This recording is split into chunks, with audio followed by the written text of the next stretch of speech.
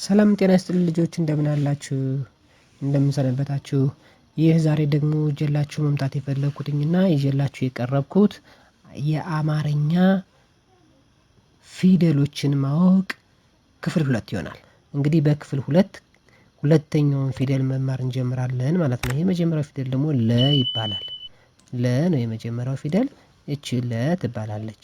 ለ የምትባለዋ ፊደሏ እንደዚህ ትጻፋለች። ለ ማለት ለምለም። ሉ ማለት ሉላ። ሉላ ታውቋታላችሁ? ሉላ ሉላ ሉላ። ከዛ ደግሞ ለ ለምለም፣ ሉ ሉላ፣ ሊ ሊ፣ ላ ላም እንላለን ማለት ነው። እነዚህ በደጋግመን ስንጽፋቸው ላላ፣ ሊሊ፣ ሉሉ እና ለለ ይባላሉ። አያችኋቸው? እነዚህን ፊደሎች እንግዲህ እየቀያየርን የተለያየ ትርጉም እየሰጠንና የተለያየ ስም መጥሪያ ለተለያዩ ነገሮች ስም መጥሪያነት የሚያገለግል ነው። አሁን ለሰው ልጅ ስም ሲሆን ለ አያችኋት? ለም ለም ለምለም ብለን እንጽፋለን ማለት ነው። ሉ ሉላ የምትባለዋ ስም ይሆናል። ሊ ምን ይሆናል? ሊጥ። አያችኋት? ሊጥ ሊጥ ሊጥ እናደርግና ሊጥ ብለን እንጽፋለን። ላ ላም። አያችኋት? ይችላል ላም ብለን እንጽፋለን ማለት ነው። በሙሉ እንለማመዳለን ማለት ነው። ስለዚህ በሚቀጥለው ደግሞ ምን እናደርጋለን? እያንዳንዱ እንዴት እንደሚጻፉ ቃላቸው ምን እንደሚመስል መስራት እንችላለን ማለት ነው። ስለዚህ ልጆችዬ እስኪ እናንተ አንድ ባንድ በእነዚህ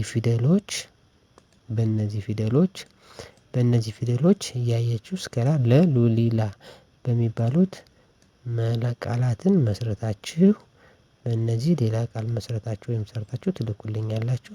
ኮሜንት ላይ ትጽፋላችሁ። እያንዳንዱ እኛም ማለት እናያለን ማለት ነው። ስለዚህ በዚህ ሰብስክራይብ በማድረግ ቻናላችንን እናሳድግ፣ ቻናላችን ትልቅ ደረጃ እናድርስ።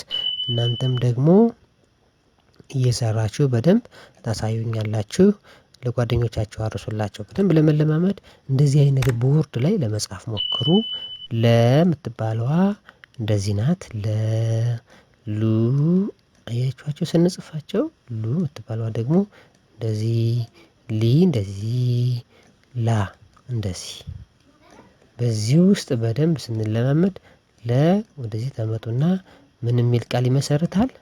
ለምለም ለምለም ለምለም